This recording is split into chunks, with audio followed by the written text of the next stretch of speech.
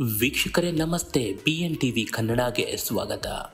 ರಾಜ್ಯ ಬಿಜೆಪಿಯಲ್ಲಿ ಸ್ವತಃ ವಿಜಯೇಂದ್ರರವರೇ ಅಚ್ಚರಿ ಪಡುವಂತಹ ಬೆಳವಣಿಗೆಗಳು ನಡೀತಾ ಇವೆ. ಇಷ್ಟು ದಿನ ಇವರೆಲ್ಲ ನನ್ನ ಆತ್ಮೀಯರು ಅಂತ ಅನ್ಕೊಂಡಿದ್ದೆ ತಪ್ಪಾಯ್ತಾ ವಿಜಯೇಂದ್ರಗೆ. ಸೇಮ್ ಅಪ್ಪನಂತೆ ಒಂಟಿ ಸಲಗದಂತೆ ಇಷ್ಟು ದಿನ ಪಕ್ಷ ಸಂಘಟನೆಗೆ ದುಡಿತಿದ್ದಂತಹ ವಿಜಯೇಂದ್ರರವರಿಗೆ ಈಗ ತಮ್ಮ ರಾಜಕೀಯ ಜೀವನದ ಅತ್ಯಂತ ಸಂದಿಗ್ಧ ಸ್ಥಿತಿ ಬಂದೊದಗಿದೆ. ವಿಜಯೇಂದ್ರ ಸೇಮ್ ಅಪ್ಪನಂತೆಯೇ BS ಯಡಿಯೂರಪ್ಪರಂತೆಯೇ ಒಂಟಿ ಸಲಗದಂತೆ ರಾಜ್ಯ ಸುತ್ತಿ ಸಂಘಟನೆ ಮಾಡಿ ಪಕ್ಷಕ್ಕಾಗಿ ದುಡಿತಿದ್ದಾರೆ ಅಂತ ಎಲ್ಲರೂ ಅನ್ಕೊಂಡಿದ್ರು. ಅದರಂತೆಯೇ ವಿಜಯೇಂದ್ರರವರು ಪಕ್ಷ ಸಂಘಟನೆಗೆ ರಾಜ್ಯಾದ್ಯಂತ ಸುತ್ತುತ್ತಿದ್ರು. ಅದು ಯಾವ ಕೆಟ್ಟ ದೃಷ್ಟಿ ಬಿದ್ದಿದೆಯೋ ಗೊತ್ತಿಲ್ಲ. BY ವಿಜಯೇಂದ್ರರವರಿಗೆ ಈಗ ಸಂದಿಗ್ಧ ಪರಿಸ್ಥಿತಿ. ಬಿಜೆಪಿ ರಾಜ್ಯಾಧ್ಯಕ್ಷ ಹುದ್ದೆ ಸಿಗುತ್ತೋ ಸಿಗಲ್ವೋ ಅನ್ನುವ ಅನುಮಾನ. ಬಿಜೆಪಿ ಹೈಕಮಾಂಡ್ ನ ಕಣ್ಣ ಮುಚ್ಚಾಲೆ ಆಟಕ್ಕೆ ಹೈರಾಣಾಗಿ ಹೋಗಿದ್ದಾರೆ BY ವಿಜಯೇಂದ್ರರವರು. ಮೊನ್ನೆಯಷ್ಟೇ ಅಣ್ಣ ಅಂತ ತಿರುತ್ತಿದ್ದವರೆಲ್ಲ ಈಗ ಸೈಲೆಂಟ್ ಆಗಿದ್ದಾರೆ. ವಿಜಯೇಂದ್ರರವರ ಪರ ಗಟ್ಟಿ ಧ್ವನಿಯಲ್ಲಿ ನಿಲ್ಲೋಕೆ ಯಾರು ಕೂಡ ರೆಡಿ ಇಲ್ಲ. ಶಾಸಕರ ಹಾಗೂ ಘಟಾನುಘಟಿ ನಾಯಕರುಗಳ ಬೆಂಬಲವಿಲ್ಲದೆ ರಾಜ್ಯಾಧ್ಯಕ್ಷ ಹುದ್ದೆಗೆ ತಮ್ಮ ಹೆಸರನ್ನ ಕನ್ಸಿಡರ್ ಮಾಡಿ ಅಂತ ಲಾಬಿ ಮಾಡೋದಾದ್ರೂ ಹೇಗೆ ಹೇಳಿ. ಉರಿಯುವ ಬೆಂಕಿಗೆ ತುಪ್ಪ ಸುರಿಯುವಂತೆ ಇತ್ತ ರೆಬಲ್ ಟೀಮ್ ಕೂಡ ಸಮಾವೇಶ ಮಾಡಿ BS ಯಡಿಯೂರಪ್ಪರವರ ವಿರುದ್ಧ ಟೊಂಕ ಕಟ್ಟಿ ನಿಂತಿದೆ. ದಾವಣಗೆರೆಯ ಮಾಜಿ ಸಂಸದ GM ಸಿದ್ದೇಶ್ವರರವರ ಬರ್ತ್ಡೇ ನೆಪವಾಗಿ ಒಂದು ಸಮಾವೇಶವನ್ನ ಏರ್ಪಡಿಸಲಾಗಿತ್ತು. ಇದರಲ್ಲಿ ಹಲವಾರು ರೆಬಲ್ ಬಿಜೆಪಿ ನಾಯಕರುಗಳು ಭಾಗಿಯಾಗಿದ್ರು. ಅಚ್ಚರಿಯ ವಿಷಯ ಅಂದ್ರೆ ಮೊನ್ನೆಯಷ್ಟೇ ಬಿಜೆಪಿಯ ಬಳಗದಲ್ಲಿ ಗುರುತಿಸಿಕೊಂಡಿದ್ದಂತಹ ಗೋವಿಂದ ಕಾರಜೋಳರವರು ಈ ಬರ್ತ್ಡೇ ಪಾರ್ಟಿಯಲ್ಲಿ ಕಾಣಿಸಿಕೊಂಡು ಅಚ್ಚರಿ ಮೂಡಿಸಿದ್ದಾರೆ. BS ಯಡಿಯೂರಪ್ಪನವರ ಅಪ್ಪಟ ಶಿಷ್ಯನಂತೆ ಗುರುತಿಸಿಕೊಂಡಿದ್ದಂತಹ ಗೋವಿಂದ ಕಾರಜೋಳರವರ ಈ ನಡೆ ಅಚ್ಚರಿಯನ್ನ ಮೂಡಿಸಿದೆ. BS ಯಡಿಯೂರಪ್ಪ ಹಾಗೂ ವಿಜಯೇಂದ್ರರಿಗೆ ಹರಿದು 3 ಬಾಗಿಲಾಗಿರುವ ಬಿಜೆಪಿಯನ್ನ ಒಂದು ಕಡೆಯಿಂದ ಸರಿ ಮಾಡಿಕೊಂಡು ಬರೋದಕ್ಕೆ ಕೇಂದ್ರ ಸಚಿವ ಪ್ರಹ್ಲಾದ್ ಜೋಶಿರವರು ಶತಪ್ರಯತ್ನ ಮಾಡ್ತಿರುವ ಈ ಹೊತ್ತಿನಲ್ಲಿ ದಾವಣಗೆರೆಯಲ್ಲಿ ನಡೆದಂತಹ ಈ ಸಮಾವೇಶ ಉರಿಯುವ ಬೆಂಕಿಗೆ ತುಪ್ಪ ಸುರಿದಿದೆ. ಹೇಳಿ ಕೇಳಿ ದಾವಣಗೆರೆ ರಾಜ್ಯದ ರಾಜಕೀಯ ಶಕ್ತಿ ಕೇಂದ್ರ. ದಾವಣಗೆರೆಯಲ್ಲಿ ಬಂಡಾಯಗಾರರ ಶಕ್ತಿ ಪ್ರದರ್ಶನ ನೋಡಿದ್ರೆ ಇನ್ನೊಂದಷ್ಟು ಜನ ಈ ಗುಂಪಿನಲ್ಲಿ ಸೇರುವ ಎಲ್ಲ ಲಕ್ಷಣಗಳು ಕೂಡ ಕಾಡ್ತಾ ಇದೆ.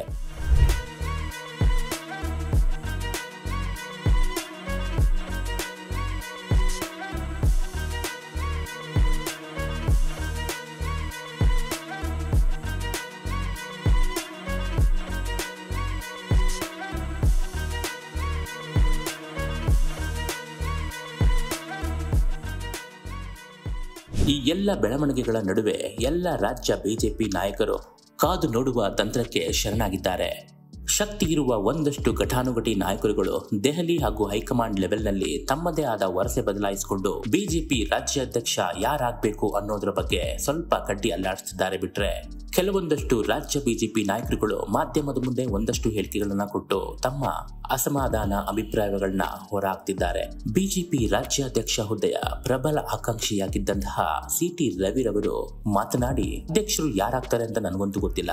ಅಧ್ಯಕ್ಷರನ್ನ ಹಾರಿಸಿ ಕಳಿಸಲು ಪಕ್ಷವಿದೆ, ಪಕ್ಷದ ಸಂಸದೀಯ ಸಮಿತಿ ಇದೆ, ವರಿಷ್ಠರು ಸ್ಥಳೀಯ ಮುಖಂಡರಿಂದ ಮತ್ತು ಕಾರ್ಯಕರ್ತರಿಂದ ಫೀಡ್ಬ್ಯಾಕ್ ತಗೊಂಡು ಸೂಕ್ತವಾದ ನಾಯಕರನ್ನ ಅಧ್ಯಕ್ಷರಾಗಿ ಮಾಡ್ತಾರೆ ಬಿಡಿ ಅಂತ ಮಾರ್ಮಿಕವಾಗಿ ವಿಜಯೇಂದ್ರರಿಗೆ ಟಕ್ಕರ್ ಕೊಟ್ಟಿದ್ದಾರೆ.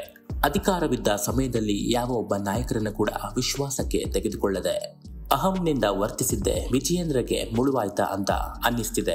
ಇಂತಹ ಸಂದಿಗ್ಧ ಸ್ಥಿತಿಯಲ್ಲಿ BY ವಿಜಯೇಂದ್ರರವರ ಪರ ನಿಲ್ತಾರೆ ಅಂತ ಅನ್ಕೊಂಡಿದ್ದವರೆಲ್ಲ ಕೈ ಕೊಟ್ಟಿದ್ದಾರೆ. ಸಾಮಾನ್ಯವಾಗಿ ರಾಜ್ಯಾಧ್ಯಕ್ಷ ಹುದ್ದೆಯ ಚುನಾವಣೆ ಸಂದರ್ಭದಲ್ಲಿ ಮಾಜಿ ಮುಖ್ಯಮಂತ್ರಿಗಳು ಹಾಗೂ ಸಂಸದರುಗಳ ಅಭಿಪ್ರಾಯವನ್ನೇ ಹೆಚ್ಚಾಗಿ ಪಡೆಯಲಾಗುತ್ತೆ. ಮಾಜಿ ಮುಖ್ಯಮಂತ್ರಿಗಳಾದ ಸದಾನಂದ ಗೌಡ, ಜಗದೀಶ್ ಶೆಟ್ಟರ್, ಬಸವರಾಜ ಬೊಮ್ಮಾಯಿ ಇವರೆಲ್ಲರೂ ಕೂಡ ಅವಕಾಶಕ್ಕಾಗಿ ಕಾಯ್ತಿದ್ದಾರೆ ಹೊರತು ವಿಜಯೇಂದ್ರ ಪರ ನಿಲ್ಲಲು ರೆಡಿ ಇಲ್ಲ. ಕೇಂದ್ರ ಸಚಿವರಾದ ಶೋಭಾ ಕರ್ಲಾಜೆ ಅವರು ಮೊದಲಿನಿಂದಲೂ ವಿಜಯೇಂದ್ರ ಕಂಡ್ರೆ ಅಷ್ಟಕ್ಕಷ್ಟೇ. ವಿ ಸೋಮಣ್ಣ ಅಂತೂ ಮೊನ್ನೆಯಷ್ಟೇ ಎಲೆಕ್ಷನ್ಗೂ ಮುಂಚೆ BS ಯಡಿಯೂರಪ್ಪರ ವಿರುದ್ಧ ತೊಡೆತಟ್ಟಿ ನಿಂತಿದ್ರು. ಹಾಗಾಗಿ ವಿಜಯೇಂದ್ರ ಪರ ಲಾಬಿ ಮಾಡೋದ್ರಲ್ಲಿ ಇವರು ಯಾವುದೇ ಕಾರಣಕ್ಕೂ ಮುಂದೆ ಇಲ್ಲ.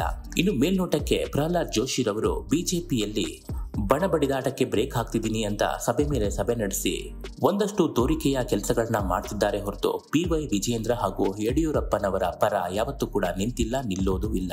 BY ವಿಜಯೇಂದ್ರಗೆ ಎಲ್ಲ ಅವಕಾಶಗಳು ಬಂದಾಗಿವೆ. ಈಗ ಉಳಿದಿರುವುದು ಎರಡೇ ದಾರಿ. ಒಂದು ಪ್ರಧಾನಮಂತ್ರಿಯವರ ಆಶೀರ್ವಾದ ಅಥವಾ ತಂದೆ BS ಯಡಿಯೂರಪ್ಪನವರ ಲಾಬಿ. ನೀವೆಷ್ಟೇ ಸಭೆ ಸಮಾರಂಭ ಲಾಬಿ ಏನೇ ಮಾಡಿದ್ರು ಅಂತಿಮವಾಗಿ ನರೇಂದ್ರ ಮೋದಿರವರೇ ಈ ವಿಷಯದಲ್ಲಿ ಫೈನಲ್ ಡಿಸಿಷನ್ ತಗೊಳ್ಳೋದು ಅಂತ ಎಲ್ಲರಿಗೂ ಗೊತ್ತಿರುವ ವಿಷಯ. ಹೀಗಾಗಿ ನರೇಂದ್ರ ಮೋದಿರವರು ವಿದೇಶದಿಂದ ವಾಪಸ್ಸಾದ ನಂತರ ಒಂದಷ್ಟು ರಾಜಕೀಯ ಚಟುವಟಿಕೆಗಳು ನಡೆಯಲಿವೆ. ಹೀಗಾಗಿ BS ಯಡಿಯೂರಪ್ಪನವರು ದಿಲ್ಲಿಗೂ ಕೂಡ ಪ್ರವಾಸ ಮಾಡಲು ನಿರ್ಧಾರ ಮಾಡಿದ್ದಾರಂತೆ. ಇದನ್ನೆಲ್ಲ ಸೂಕ್ಷ್ಮವಾಗಿ ಗಮನಿಸುತ್ತಿರುವ ಜೆ.ಪಿ. ನಡ್ಡಾ ಹಾಗೂ ಅಮಿತ್ ಶಾ ರವರು ನರೇಂದ್ರ ಮೋದಿರವರು ಹಾಗೂ ಸಂಘ ಪರಿವಾರದ ನಾಯಕರ ನಡುವೆ ಚರ್ಚಿಸಿದ ಬಳಿಕವಷ್ಟೇ ಕರ್ನಾಟಕದಲ್ಲಿ ಒಂದು ದೊಡ್ಡ ಡಿಸಿಷನ್ ತಗೊಳ್ಳುವ ನಿರ್ಧಾರಕ್ಕೆ ಬಂದಿದ್ದಾರಂತೆ. ಈ ಎಲ್ಲ ಬೆಳವಣಿಗೆಗಳ ನಡುವೆ ಸೈಲೆಂಟ್ ಆಟ ಆಡ್ತಿರುವಂತಹ ಸಂತೋಷ್ ಜಿ ಅವರು ಎಲ್ಲಿದ್ದಾರೆ ಅನ್ನೋದೇ ಯಕ್ಷ ಪ್ರಶ್ನೆಯಾಗಿದೆ. ಮೊದಲೆಲ್ಲ ರಾಜ್ಯದಲ್ಲಿ ಬಿಜೆಪಿಯಲ್ಲಿ ಯಾವುದೇ ಬೆಳವಣಿಗೆಗಳು ನಡೆದ್ರು ಮೊದಲಿಗೆ ಕೇಳಿ ಬರ್ತಿದ್ದಂತಹ ಹೆಸರು ಸಂತೋಷ್. ಆದ್ರೆ ಇದ್ದಕ್ಕಿದ್ದ ಹಾಗೆ ಈಗ ಸೈಲೆಂಟ್ ಆಗಿರುವ ಸಂತೋಷ್ ಜಿ ಅವರು ಅದ್ಯಾವ ತೆರೆಮರೆಯ ಆಟ ಶುರು ಹಚ್ಕೊಂಡಿದ್ದಾರೋ ಗೊತ್ತಿಲ್ಲ. ಸಂತೋಷ್ ರವರು ಹಾಗೂ ಸಂಘ ಪರಿವಾರದವರ ನಿರ್ಧಾರದ ಮೇಲೆ ನಿರ್ಧಾರವಾಗಲಿದೆ ಬಿಜೆಪಿ ರಾಜ್ಯಾಧ್ಯಕ್ಷ ಹುದ್ದೆಯ ಹೆಸರು. ಮೂಲಗಳ ಮಾಹಿತಿಗಳ ಪ್ರಕಾರ ಸಂಘ ಪರಿವಾರಕ್ಕೂ ಕೂಡ ವಿಜಯೇಂದ್ರರನ್ನ ಮತ್ತೆ ಕಂಟಿನ್ಯೂ ಮಾಡಲು ಅಷ್ಟೊಂದು ಒಲವಿಲ್ವಂತೆ. ಹೇಳಿ ಕೇಳಿ ರಾಜ್ಯ ಚುನಾವಣೆಗೆ ಇನ್ನು 3 ವರ್ಷ ಬಾಕಿ ಇದೆ. ಹಾಗಾಗಿ ಅಷ್ಟರಲ್ಲಿ ರಾಜ್ಯದಲ್ಲಿ ಬಿಜೆಪಿಯನ್ನ ಒಂದು ಕುಟುಂಬ ರಾಜಕಾರಣದಿಂದ ಮುಕ್ತಗೊಳಿಸಿ ಹಾಗೂ ಹೊಸ ಹಿಂದುತ್ವದ ನಾಯಕರನ್ನ ಬೆಳೆಸಬೇಕಾಗಿದೆ. ಹೀಗಾಗಿ ಬೇರೆ ಹೆಸರನ್ನ ಕನ್ಸಿಡರ್ ಮಾಡಿ ಅಂತ ಬಿಜೆಪಿ ರಾಜ್ಯಾಧ್ಯಕ್ಷರುಗಳಿಗೆ ಸಲಹೆಯನ್ನ ಕೊಟ್ಟಿದೆಯಂತೆ ಸಂಘ ಪರಿವಾರ. ಒಂದಷ್ಟು ಮೈನಸ್ ಪಾಯಿಂಟ್ಗಳನ್ನ ಪಟ್ಟಿ ಮಾಡಿರುವಂತಹ ಸಂಘ ಪರಿವಾರದ ನಾಯಕರುಗಳು ಬಿ.ಎಸ್. ಯಡಿಯೂರಪ್ಪ ಹಾಗೂ ಬಿ.ವೈ. ವಿಜಯೇಂದ್ರ ಅವರು ಮೊದಲಿನಲ್ಲೂ ಅಷ್ಟೊಂದು ಹಿಂದುತ್ವದ ಪರ ಅಲ್ವೇ ಅಲ್ಲ.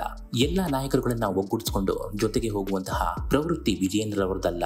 ಹೀಗಾಗಿ ಪಕ್ಷ ಸಂಘಟನೆಗಾಗಿ ಹಾಗೂ ರಾಜ್ಯಾಧ್ಯಕ್ಷರ ಹುದ್ದೆಗೆ ಮತ್ತೊಬ್ಬರ ಹೆಸರನ್ನ ಕನ್ಸಿಡರ್ ಮಾಡಿ ಅಂತ ಒಂದು ಸಲಹೆಯನ್ನ ಕೊಟ್ಟಿದೆಯಂತೆ ಆರ್ಎಸ್ಎಸ್.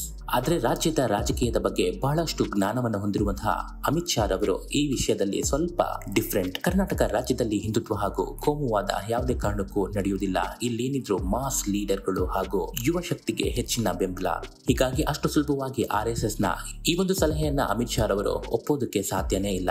ಒಬ್ಬ ವಿಜಯೇಂದ್ರಗೋಸ್ಕರ ಇಷ್ಟೊಂದು ಜನರನ್ನ ಎದುರು ಹಾಕಿಕೊಳ್ಳಬೇಕಾ ಅನ್ನೋದು ಬಿಜೆಪಿ ನಾಯಕರುಗಳ ಪ್ರಶ್ನೆ. ಇಷ್ಟು ದಿನ ಸೈಲೆಂಟ್ ಆಗಿದ್ದ ರಾಜಹುಲಿ ಬಿ.ಎಸ್. ಯಡಿಯೂರಪ್ಪನವರು ಈಗ ಅಖಾಡಕ್ಕೆ ಧುಮುಕಿದ್ದಾರೆ. ಪ್ರಧಾನಿ ಮೋದಿರವರು ವಿದೇಶ ಪ್ರವಾಸದ ನಂತರ ದೆಹಲಿಯಲ್ಲಿ ಬಿ.ಎಸ್. ಯಡಿಯೂರಪ್ಪನವರು ರಾಷ್ಟ್ರದ ಪ್ರಮುಖ ನಾಯಕರುಗಳನ್ನ ಭೇಟಿಯಾಗುವ ನಿರ್ಧಾರ ಮಾಡಿದ್ದಾರೆ. ಯಾವುದೇ ವಿರೋಧವಿಲ್ಲದೆ ರಾಜ್ಯಾಧ್ಯಕ್ಷ ಹುದ್ದೆಯಲ್ಲಿ ತಮ್ಮ ಹೆಸರನ್ನೇ ಕನ್ಸಿಡರ್ ಮಾಡ್ತಾರೆ ಹಾಗೂ ಮುಂದುವರಿಸುತ್ತಾರೆ ಅಂತ ಕನಸು ಕಾಣ್ತಿದ್ದಂತಹ ಬಿ.ವೈ. ವಿಜಯೇಂದ್ರರವರ ಕನಸು ನುಚ್ಚು ನೂರಾಗಿದೆ. ಎಲ್ಲಾ ಪ್ರಯತ್ನಗಳು ಬಂದಾಗಿದ್ದು ಈಗ ಉಳಿದಿರೋದು ಬಿ.ಎಸ್. ಯಡಿಯೂರಪ್ಪನವರ ಅಂತಿಮ ಪ್ರವೇಶ ಹಾಗೂ ನರೇಂದ್ರ ಮೋದಿಯವರ ಫೈನಲ್ ಡಿಸಿಷನ್. ಮಗನ ಪ್ರೋಗ್ರೆಸ್ ಕಾಡಿಟ್ಕೊಂಡು ದೆಹಲಿಗೆ ಹೊರಟಿರುವಂತಹ ಬಿ.ಎಸ್. ಯಡಿಯೂರಪ್ಪನವರು ಈ ಬಾರಿ ಯಾವುದೇ ಕಾರಣಕ್ಕೂ ಪುತ್ರ ವಿಜಯೇಂದ್ರರವರ ರಾಜಕೀಯ ಭವಿಷ್ಯಕ್ಕೆ ತೊಂದರೆ ಆಗದಂತೆ ನೋಡಿಕೊಳ್ಳುವ ಶತಪ್ರಯತ್ನ ಮಾಡ್ತಿದ್ದಾರೆ. ತಮ್ಮ ರಾಜಕೀಯ ಜೀವನದಲ್ಲಿ ಇಂಥದ್ದೇ ಪರಿಸ್ಥಿತಿಯನ್ನ ಎದುರಿಸಿದಂತಹ ಬಿ.ಎಸ್. ಯಡಿಯೂರಪ್ಪನವರು ಈಗ ತಮ್ಮ ಪುತ್ರನಿಗೂ ಬಂದಿರುವ ಈ ಸ್ಥಿತಿಯನ್ನ ಕಂಡು ಮರುಗಿದ್ದಾರೆ. ನಂಬಿದವರೆಲ್ಲ ಕೈಕೊಟ್ಟು ಕಂಗಾಲಾಗಿರುವ ಬಿ.ವೈ. ವಿಜಯೇಂದ್ರರವರಿಗೆ ಈಗ ಉಳಿದಿರುವುದು ತಂದೆಯ ಶ್ರೀರಕ್ಷೆ ಮಾತ್ರ. ಪ್ರತಿ ಬಾರಿಯೂ ಲಾಬಿ ಮಾಡಿ ಗೆದ್ದು ಬಿದ್ದಿದ್ದಂತಹ ಬಿ.ಎಸ್. ಯಡಿಯೂರಪ್ಪನವರಿಗೆ ಈ ಬಾರಿ ಹೈಕಮಾಂಡ್ ಯಾವ ರೀತಿಯ ಭರವಸೆಗಳನ್ನ ಕೊಡುತ್ತೆ, ಒಂದು ವೇಳೆ ಕೊಡದಿದ್ರೆ ಬಿ.ಎಸ್. ಯಡಿಯೂರಪ್ಪನವರ ನಿಲುವು ಏನಾಗಿರುತ್ತೆ ಅನ್ನೋದೇ ಸದ್ಯದ ಕುತೂಹಲ. ಮತ್ತಷ್ಟು ರಾಜಕೀಯ ಸುದ್ದಿಗಳು ಹಾಗೂ ವಿಶ್ಲೇಷಣೆಗೆ ನೋಡ್ತಾ ಇರಿ BN TV ಕನ್ನಡ. ಯೂಟ್ಯೂಬ್ನಲ್ಲಿ ಸಬ್ಸ್ಕ್ರೈಬ್ ಆಗಿ ಹಾಗೂ ಫೇಸ್ಬುಕ್ನಲ್ಲಿ ಫಾಲೋ ಮಾಡಿ.